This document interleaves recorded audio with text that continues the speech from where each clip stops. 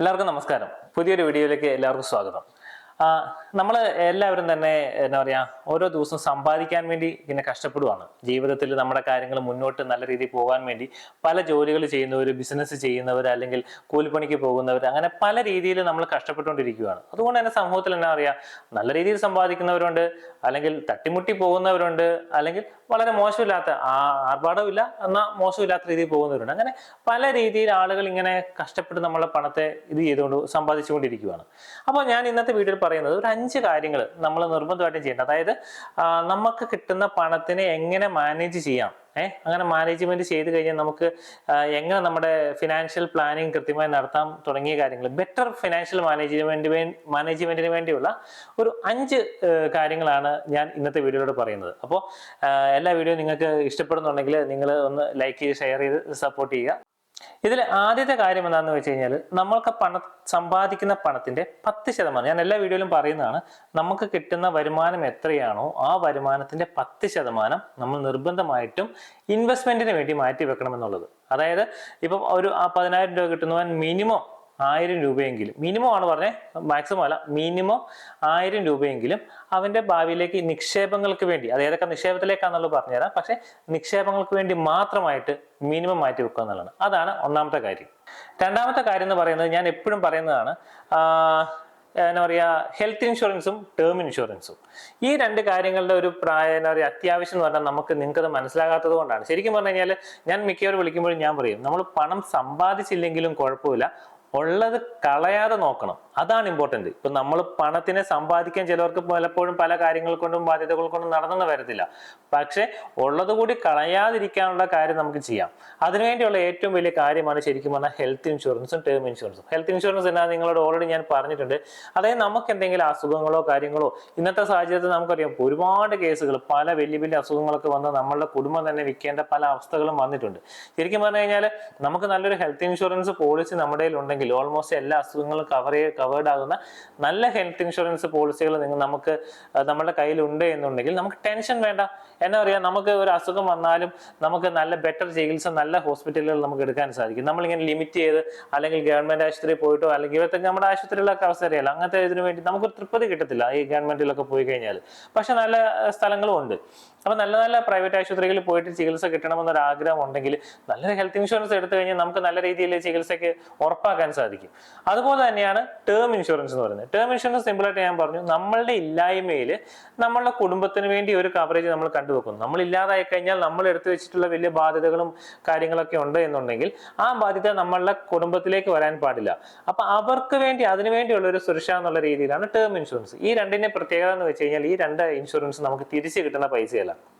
നമുക്ക് വണ്ടിക്കൊക്കെ ഇൻഷുറൻസ് അടയ്ക്കുന്ന കണ്ടത്തില്ലേ, എല്ലാ തട്ടലോ മുട്ടലോ സംഭവിച്ചാൽ കിട്ടും. അതിനുവേണ്ടിയുള്ള ഇൻഷുറൻസുകളാണ് ഇതൊക്കെ. പിന്നെ ടേം ഇൻഷുറൻസ് എടുക്കുമ്പോൾ ഒരു വണ്ടിക്ക് എല്ലാവരും ഇൻഷുറൻസ് എടുക്കണമെന്ന് ചോദിച്ചു കഴിഞ്ഞാൽ ഞാൻ പറയും, നിങ്ങൾക്ക് ബാധ്യതകളുണ്ട്. ഇപ്പം ഞാൻ ഓൾറെഡി സമ്പാദിച്ച് നല്ല രീതിയിൽ കോടികളോ എൻ്റെ ഭാവിയിലെ മക്കൾക്ക് വേണ്ടിയുള്ള എല്ലാ കാര്യങ്ങളും സെറ്റാണ്, അങ്ങനെയുള്ളവരാണെന്നുണ്ടെങ്കിൽ പിന്നെ വേണ്ട, അവർക്ക് ഭാവിയെ കുറിച്ച് ചിന്തിക്കേണ്ട ആവശ്യമില്ലല്ലോ, മക്കൾക്ക് പ്രത്യേകിച്ച് ഇതാക്കേണ്ട ആവശ്യമില്ല. പക്ഷെ ഇപ്പോൾ ഒരു കുറെ ബിസിനസ്സും കാര്യങ്ങളൊക്കെ ചെയ്തു, ബിസിനസ്സിൽ ബാധ്യതകളും കാര്യങ്ങളൊക്കെ ഉള്ളവരാണെങ്കിൽ നിർബന്ധമായിട്ടും എടുത്തു വെച്ച് കഴിഞ്ഞാൽ ഈ പറയുന്ന ബാധ്യതകൾ എങ്ങനെയാണല്ലോ ഓട്ടോമാറ്റിക് ആയിട്ട് അതിലൂടെ കവേർഡ് ആയി പോകും നമ്മളുടെ ഇല്ലായ്മയിൽ.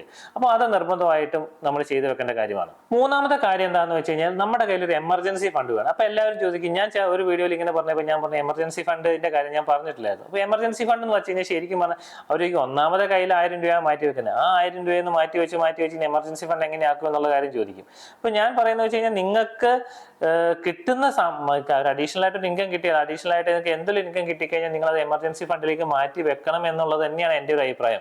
കാരണം എന്താണെന്ന് വെച്ച് കഴിഞ്ഞാൽ, ഇപ്പൊ നിങ്ങൾക്ക് നാളെ എന്തെങ്കിലും ഒരു അപകടമോ കാര്യങ്ങളോ വന്നു കഴിഞ്ഞാൽ, ചിലപ്പോൾ ഒരു 2-3 മാസം പണി പറ്റാതെ വന്നു കഴിഞ്ഞാൽ അടുത്തൊരു 3-4-5 മാസത്തേക്കുള്ള ചെലവിനുള്ള പൈസ, ഇപ്പൊ നിങ്ങൾക്ക് ഒരു 10,000 രൂപയാണ് നിങ്ങൾക്ക് വരുമാനമെങ്കിൽ അത് ചിലപ്പോൾ മിക്കവാറും 3,000 അല്ല 4,000 രൂപയെങ്കിലും മിനിമം നിങ്ങൾക്ക് ഒരു മാസത്തെ ചെലവിന്, മിനിമം സാധാരണ അടവോ കാര്യങ്ങളോ അല്ല, അല്ലാതെ ചെലവിന് വേണ്ടി മാത്രം നിങ്ങൾക്ക് വേണ്ടി വരും, ഭക്ഷണം കഴിക്കാനും അത്യാവശ്യം കാര്യങ്ങൾക്ക് വേണ്ടിയൊക്കെ.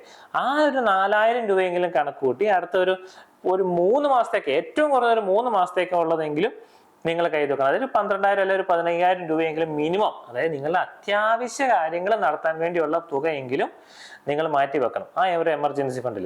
അല്ലെങ്കിൽ ഈ പറഞ്ഞ പോലെ നമുക്ക് പെട്ടെന്ന് എന്തെങ്കിലും വന്നു കഴിഞ്ഞാൽ നമ്മൾ ആദ്യം പോയി വലിക്കുക നമ്മളുടെ ഇൻവെസ്റ്റ്മെന്റുകളായിരിക്കും. നമ്മൾ ഒരു 10% ഇൻവെസ്റ്റ്മെന്റിലേക്ക് മാറ്റി വെക്കാൻ പറഞ്ഞല്ലോ, ആ നിക്ഷേപങ്ങളിൽ പോയി നമ്മൾ വലിക്കും. അപ്പൊ അതുകൊണ്ട് അതുണ്ടാകാതിരിക്കാൻ വേണ്ടിയാണ് ഞാൻ പറയുന്നത് ഒരു 3 മാസം അല്ലെങ്കിൽ 4 മാസത്തേക്കുള്ള ഒരു പൈസ മിനിമം നമ്മളുടെ കയ്യിൽ അത്യാവശ്യ ചെലവിനുള്ളത് നമ്മളെ കയ്യിൽ ഉണ്ടായിരിക്കണം. അഞ്ചാമത്തെ കാര്യമായിട്ട് ഞാൻ പറയാൻ പോകുന്നത്, നമ്മൾ ഓൾറെഡി ഞാൻ പറഞ്ഞു ഇതിനകത്ത് 10% നമ്മളുടെ കിട്ടുന്ന വരുമാനത്തിന്റെ 10% നമ്മൾ സേവിങ്സ് ആയിട്ട് മാറ്റി വെക്കണം, നിക്ഷേപിക്കാനായിട്ട് മാറ്റി വെക്കണം.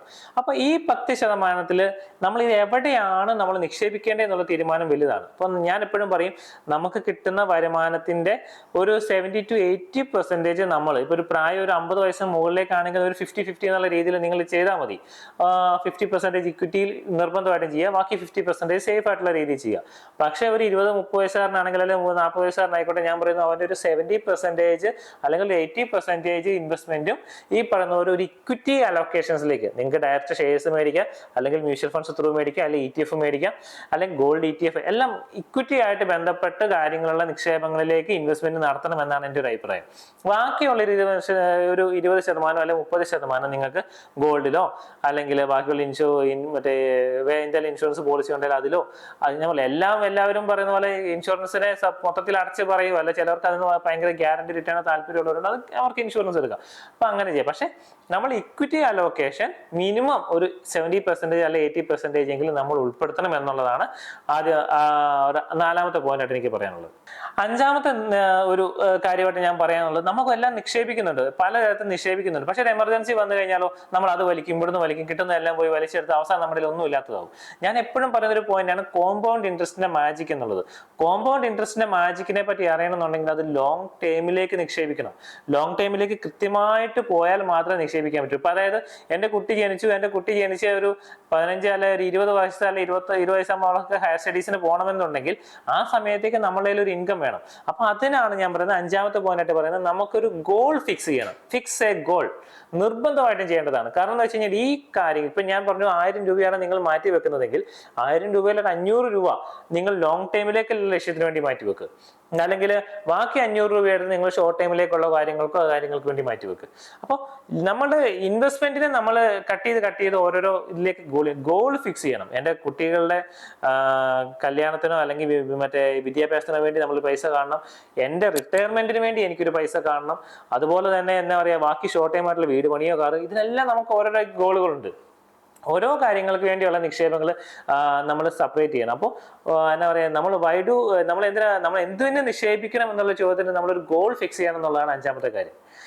അപ്പോൾ ഈ 5 കാര്യങ്ങളാണ് ഒരു സാധാരണക്കാരനല്ല ആരും ആയിക്കോട്ടെ, ഒരു മിനിമം ഏറ്റവും കുറഞ്ഞത് ഈ 5 കാര്യങ്ങൾ നമ്മളെ നിക്ഷേപങ്ങൾ നമ്മൾ കാത്ത് സൂക്ഷിച്ചു കഴിഞ്ഞാൽ നമ്മളുടെ പൈസ കൃത്യമായിട്ട് നമുക്ക് മാനേജ് ചെയ്യാൻ സാധിക്കും.